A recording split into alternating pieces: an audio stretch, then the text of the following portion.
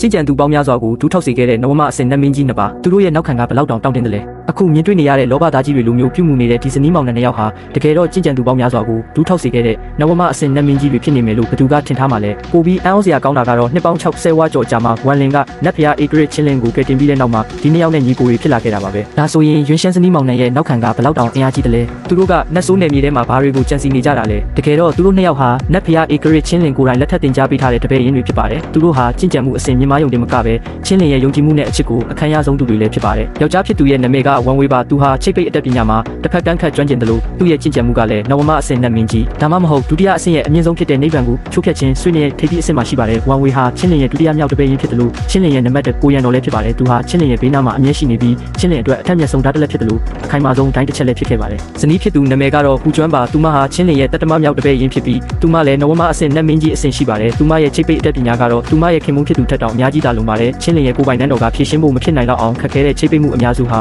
ပူကျွမ်းရဲ့လက်ရာတွေပါပဲပိုပြီးထူးခြားတာကတော့ပူကျွမ်းဟာချင်းလင်ရဲ့တမီးဖြစ်သူချင်းရွှမ်းနဲ့ငယ်တငယ်ချင်းတွေဖြစ်ပြီးညီမလိုချစ်ခင်ကြတာပါဒီလိုအဆင့်တန်းနဲ့နောက်ခံမျိုးကိုတလောကလုံးမှာဘယ်သူမှမထီရဲမဆရဲကြပါဘူးနတ်ဖျားလောကမပြည့်စည်ခင်တုန်းကဝမ်ဝေနဲ့ပူကျွမ်းတို့ဟာသူတို့ခေတ်ရဲ့ပါရမီရှင်တွေကိုဖိနှိပ်ပြီးနာမည်ကျော်ကြားခဲ့သူတွေပါသူတို့နှစ်ယောက်လက်ထပ်လိုက်တဲ့အခါမှာလည်းအားလုံးကမနာလိုဖြစ်ရလောက်အောင်လိုက်ဖက်ညီခဲ့ကြပါတယ်သူတို့အတွက်တော့ချင်းလင်ဆိုတာဆရာတယောက်ထက်ပိုပါတယ်ဘဝတည်းနဲ့အနာဂတ်ကိုပေးခဲ့တဲ့ဖခင်ရင်းလိုပါပဲဝမ်ဝေဟာတခါတလေမှာသူချင်းကြံချင်းလောကရဲ့အောက်ခြေမှာရုန်းကန်ခဲ့ရတဲ့နေ့ရက်တွေကိုပြန်တရိရတတ်ပါတယ်အဲ့ဒီတုန်းကသူဟာနောက်ခံလည်းမရှိအခွင့်အရေးလည်းမရှိတဲ့တာမန်ရှန့်ချီအဆင့်ချင်းကြံသူလေးတာဖြစ်ပြီးအသက်ရှင်ဖို့တောင်ခက်ခဲခဲ့တာပါအဲ့ဒီအချိန်မှာချင်းလင်ကသူ့ရဲ့ပါရမီကိုမြင်ပြီးနတ်ဖျားနန်းတော်စီခေါ်ဆောင်သွားကအတတ်ပညာတွေတင်ပေးခဲ့တယ်လို့ပူကျွမ်းနဲ့လည်းပူစာဆောင်ပေးခဲ့တာပါဒါပေမဲ့ပျော်ရွှင်စရာနေ့ရက်တွေကတိတ်မကြလိုက်ပါဘူးရုတ်တရက်ကြားရောက်လာတဲ့ဘေးဒုက္ခကြီးကြောင့်နတ်ဖျားလောကကြီးပျက်စီးသွားခဲ့ပြီးချင်းလင်လည်းဒဏ်ရာအပြင်းထန်ရရှိခဲ့ပါတယ်ချင်းလင်ဟာဒဏ်ရာကုသဖို့အတွက်နတ်ဆိုးနယ်မြေနတ်ဖျားကူပေးမှန်ထဲမှာတိတ်တဆိတ်အောင်းနေခဲ့ရပါတယ်ဒါပေမဲ့သူတို့မမျှော်လင့်ထားတာကတော့ရှစ်ခုမြောက်ကျယ်ပွင့်ရှေးဟောင်းနတ်ဆိုးပေးလောက